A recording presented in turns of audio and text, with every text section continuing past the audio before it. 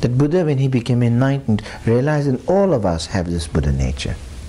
And realizing that, you see, actually he was inspired to teach. His compassion was aroused because he sees that everyone has the same nature as him, but what a pity they're not using it. You know, going the other way, wrong direction. Got a bit lost. You know what I mean? Got the wrong map or something like that, you know, wrong guide. So that's why what Buddha taught is a way to realizing the truth which is within you, Buddha within you. That's why I see Buddhism as not so much Buddha Shakyamuni's ism, but as more of a way to realizing the Buddha in each one of us, like our own Buddha is Buddhism. Do you know what I mean? I see it very much as that way. That's why when you see an image of Buddha, it's a reminder that there is Buddha is within us, that we are a Buddha. That's why when we meditate also, the posture we assume is that of a Buddha. So that principle is a very important one. For example, like in the Sutrayana, that is the Hinayana Mahayana, one of the most important bases of the realization of the practice is the, authoritative teaching of the Buddha and of the masters. It's what's called Lung. Lung and Rig, two things. Lung and Rig. Lung is using the authority of the scriptural authority, like the word of the Buddha and the words of great master as a basis of our confidence, a basis of, that is to say, since we do not know that we are a Buddha as yet because we have not realized it, so that's why we have to base on the word of Buddha who has realized it and who is actually quite trustworthy. You understand? So you see, that's how you begin, and then on top of that you use your reasoning. And then through meditation experience, you begin to actually have a glimpse of the Buddha nature in your practice. So anyway, so that's the principle of the Buddha. Okay. And that's why I feel it's called Buddhism. And then the way that Buddha taught, the teaching he gave, is called Dharma. The Dharma is not a religion. Dharma is a way. Dharma in actual fact is everything is a Dharma on a general level. Everything is Dharma. This is Dharma, this is Dharma, you're Dharma, I am Dharma. Everything is Dharma. All phenomena is Dharma. All that exists and does not exist is Dharma.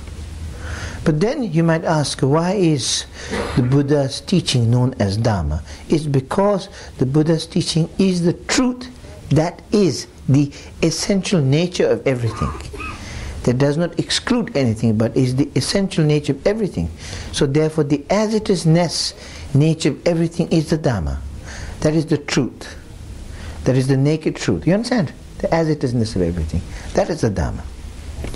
So on a fundamental, what is called the view or the ground level basis, Dharma is that, the truth as it is. But yet also Dharma is a vehicle. As we've gone slightly astray through unawareness and through ignorance and through negative emotions that's come arising from the ignorance, and then through that we create a negative action. As a result we have the high circle of rebirth and confusion. So because of that we kind of gone a bit astray, and so to bring us back on the path, to bring us back to the path of the truth, so that the Dharma's function of Dharma is to prevent you from disasters. Like the example that His Holiness Dalai Lama always used to use is, if someone is about to fall from a precipice, jump from the precipice, if you prevent the person from jumping, showing the way, it's like that's the point of Dharma. You understand? So when you practice the Dharma as a way, then finally when you realize the truth of it, is that that's the Dharma. The ultimate realization of enlightenment is the ultimate realization of Dharma. So that's what is called the ground, the path and the fruition of the Dharma. So in the Dharma, there are many ways. In fact, it will be very interesting for you to realize that in fact Buddhism is not just one. If you call Buddhism a religion, okay, let's say for the purposes of definition, Buddhism is a religion. Actually Buddhism is like many religions. In Buddhism, under Buddhism there are many different vehicles, many different religions. Like even in Tibetan Buddhism, there's a saying, Each province its own dialect, each Lama his own religion.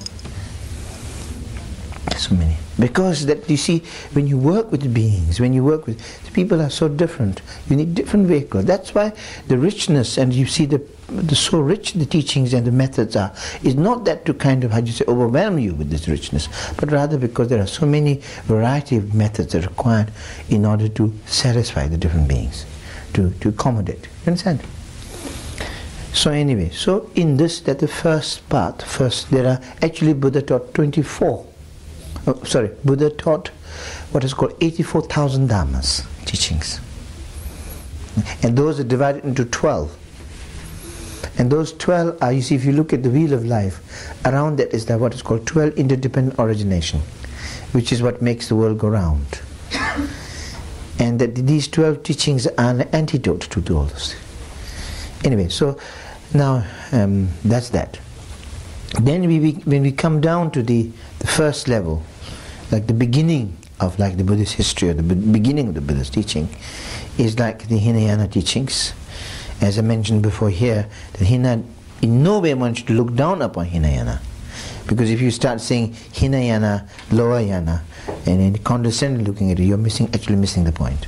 But in fact, at each of the level, that each yana is actually supreme. Like if you are a follower of the first vehicle of the teaching of the Buddha, actually that's the highest. If you're following Mahayana, that's the highest. If Mahayana suits you, that's the highest. If Vajrayana suits you, that's the highest. So it's got no longer, a chronological order, no longer. You see, that's one of the reasons I think these days Hinayana is not so much known as Hinayana, but Theravada teachings. And that the fundamental principle of this teaching, or the basis of the teaching, is the Four Noble Truths. And the Four Noble Truths are that there is suffering. When you examine life, regardless of who we are, we all have our own particular version of frustration and suffering. There's no one who doesn't have suffering and frustration. But then if you look at the origin, the cause of it, it comes from unawareness, comes from ignorance. Then is there a way out of it? Yes, there is a way. And what is the way? Where is the meditative way? The dhammic way. Those are the Four Noble Truths. And the way is the Eightfold Path, which are the right view, the right speech, the right intention, the right livelihood, and so on. In fact, if you look at generally, in the kind of when you look at with other religions, when you put Buddhism amongst other religions, you find Buddhism is always depicted with a wheel, isn't it? It's a symbol of Buddhism. But the Christianity is always cross. Buddhism is always with a wheel. The wheel is the Dharma.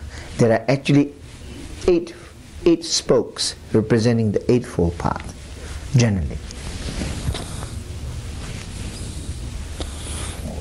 So in the Hinayana, the fundamental basis is very much the Four Noble Truths and Eightfold Path, and practice of meditation.